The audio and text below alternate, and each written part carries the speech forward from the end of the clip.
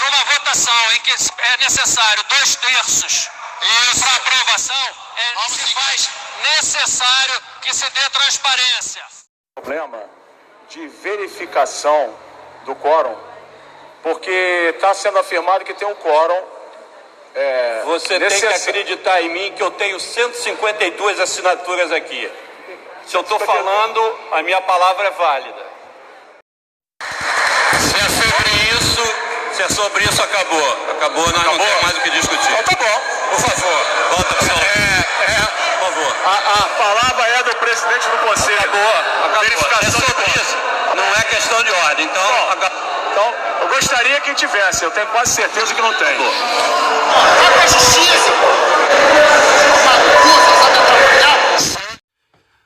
Os mulambos sem Jesus estão uma draga. O Palmeiras sem o Dudu tá uma bosta. O futebol brasileiro, para quem está acompanhando os jogos, foi nivelado aí para baixo. Não tenho medo de enfrentar nenhum desses times. Eu tenho medo da política do Vasco. Eu tenho medo desses senhores brigando pelo poder.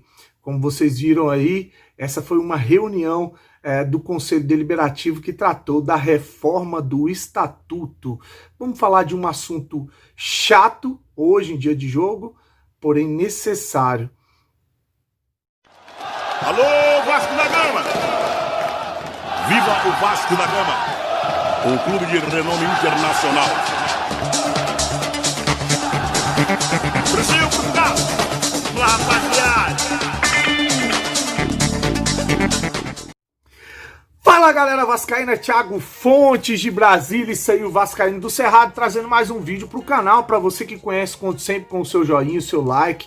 Para você que tá chegando a primeira vez, te convido a assistir os vídeos. A gente fala aqui sobre política, bastidores, futebol. Se gostar, se inscreve para me dar uma força, tá?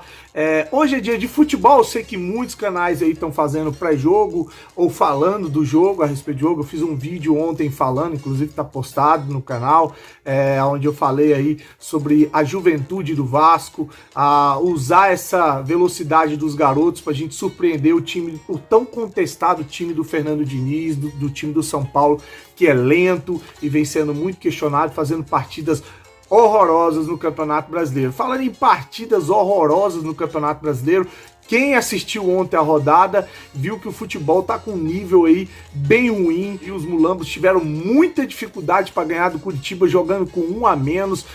Depois que saiu o Jesus, o time do Flamengo desorganizou, não é aquele time que coordena as atitudes, que tomaram sufoco jogando com um jogador a mais. Sassá meteu uma bola na trave e quase que o Flamengo tropeça de novo.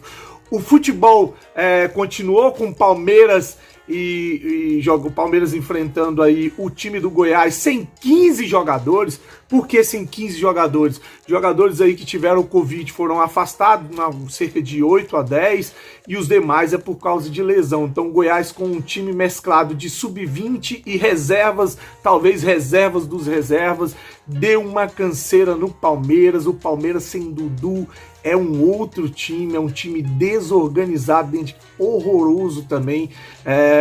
O Goiás chegou a dominar o jogo, empatou, teve chance para virar. Então, assim, é uma notícia legal? É uma notícia legal, porque não tem um time aí que se pode destacar. Tem muita gente falando do Atlético Mineiro, do Sampaoli, concordo que é um time que joga ofensivo, acho que é a cara do Sampaoli, só que vocês vão ver que o próprio Sampaoli com o time dele oscila muito nos campeonatos, porque ele é muito ofensivo e toma muitos gols. Às vezes esses ataques não vão entrar e eles vão perder de 3, 4, 5... É normal, repare o time do São Paulo que vocês vão ver que quando eles perderem, eles vão perder de muito, porque é um time que joga muito para frente, que arrisca muito e joga todas as cartas no ataque. Tem um Internacional aí que tá encaixadinho com a chegada do Thiago Galhardo, o Guerreiro, enfim, o Guerreiro que não faz gol no Vasco, aliás, que não vinha fazendo gol, que agora voltou até a fazer gol, tá encaixadinho, mas a gente conhece o time do Internacional também, que não chega tanto assim a assustar. O Grêmio, previsível, o Renato Gaúcho sempre recuperando jogadores mais velhos, jogadores desacreditados, e sempre deu certo. Aliás, o ano passado não deu, porque acabou aí tomando algumas derrotas bem pesadas para o time do Grêmio. Por que eu tô dando uma contextualizada? Porque o Campeonato Brasileiro realmente está nivelado para baixo, e o Vasco, com essa juventude sem público, tem tudo para ganhar do São Paulo hoje, tem tudo para emplacar uma sequência de vitórias legais e tem tudo para brigar na parte de cima da tabela, se encaixar com esses reforços, tá? E chegando um ou outro, como a diretoria promete aí, um grande reforço para o mês do aniversário do Vasco da Gama.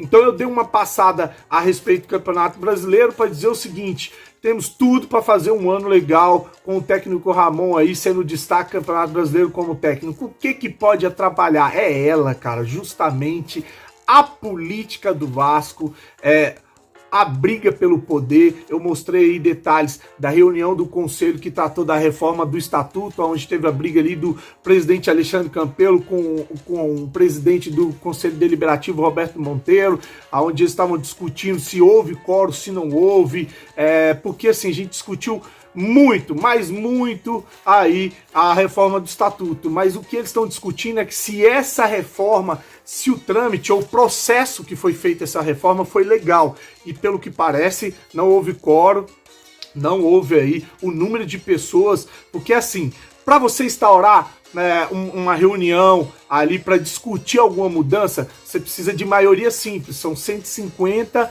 mais uma pessoa, então 151 estando presente, você pode sim começar uma reunião para falar de reforma do estatuto ou de outros assuntos. Depois, na hora de votar essas mudanças, aí você precisa de maioria qualificada. Vamos supor que tem aí 153 pessoas, então você precisa de 2/3 dessas 153 pessoas, ou seja, 102 pessoas, se eu não me engano, tem que votar a favor dessa reforma, dessa mudança, desse artigo, para que ele passe no Conselho Deliberativo. É um assunto bem polêmico, é um assunto bem complicado para alguns torcedores entenderem. O que eu estou querendo dizer, para simplificar, é que essa reforma do estatuto ela está sendo discutida se é boa para o Vasco, e agora ela passa a ser discutida se ela passou por um processo legal dentro do Conselho Deliberativo, e parece que não passou, está judicializado. Temos tudo aí para ter confusão e atrapalhar o desempenho, mais uma vez, do Vasco. Temos que, nós, torcedores do Vasco, acompanhar o processo e não deixar que essas pessoas atrapalhem o andamento do futebol, para que o time e nós não sejamos aí prejudicados no Vasco da Gama. Vou deixar aqui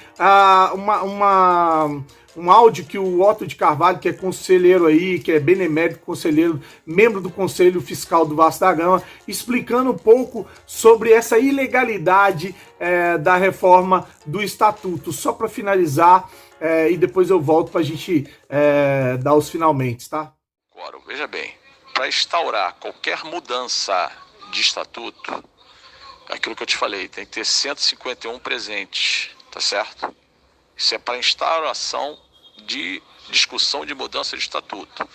Ou seja, se tiver 140, não tem que nem que abrir a reunião para discutir nada, tá? Isso aí tanto é que naquele meu áudio lá, que tem lá, na primeira reunião, que eu contesto, peço recontagem do quórum, aquilo foi na primeira reunião, que no momento o Roberto Monteiro tinha colocado o Sérgio Romay, o vice-presidente, para presidir a sessão, e ele fala claramente: não, você tem que acreditar em mim, a palavra aqui é minha. Tem 152 assinaturas, né? Ele botou mais 152 assinaturas. E esse é o quórum para instaurar a sessão, tá certo? E depois, para aprovação, é 2/3, ou seja, dois presentes, você tem que ter 2/3 votando a favor. Entendeu? Esses áudios aí, inúmeros áudios que tem, o que prova é que o seguinte, foi contestado em várias reuniões foi contestado o quórum, tá certo? E em nenhum momento se fez essa contagem. E na última reunião, onde que efetivamente foi feita uma votação nominal para os assuntos polêmicos, o que foi a surpresa? Nem o quórum para discutir o assunto teria, porque não tinha nem 151 presentes. E o que aconteceu? Ele usou, tá certo? ao longo dessas reuniões foi colhendo assinatura e usou 219 assinaturas como se fosse o quórum permanente, que não é a realidade, tá certo? E, de qualquer maneira, esses capítulos teriam que ser votados, tá certo? O voto qualificado teria que ser assim, tantos votos pela aprovação, caiu o áudio, ou seja, nas matérias que tinha que ser divulgado, foram de tantos presentes, votaram a favor tantas pessoas, votaram contra tantas pessoas, que aí seria ferido realmente o 2/3, tá certo? E não como ele quis fazer, 10 votos contrários, 5 contrários, 6 contrários. Tinha sessão lá, que foi, e você sabe que tem muita gente com idade, tinha a sessão longa, que tipo 11h30 da meia-noite, que teve algumas que foram até esse horário. No final, lá no plenário, tinha 80 pessoas. Tinha 80 pessoas e estava sendo votado. Ou seja, todo esse processo foi uma ilegalidade e está apontado na justiça. Entendeu? É isso. Então, não adianta querer enfiar um estatuto, tá, que amarra o clube, dá poderes exagerados ao Conselho Deliberativo e ao Conselho de Beneméritos, entendeu? Por conta de direta, que é uma coisa que todo mundo quer, que já foi aprovado. Foi aprovado em 4 de dezembro pelo Conselho Deliberativo. A direta é uma alteração estatutária aprovada pelo Conselho e está tudo bem. Agora, o estatuto não foi aprovado nem pelo Conselho, tá certo? Como ele quer dizer que foi, que não foi. E é isso aí, agora está na justiça, vamos ver. Mas de qualquer maneira, se for para votação, eu tenho certeza que esse estatuto não vai passar, porque o vascaíno acordou, tá certo? Ele sabe quem é quem no clube hoje, só isso.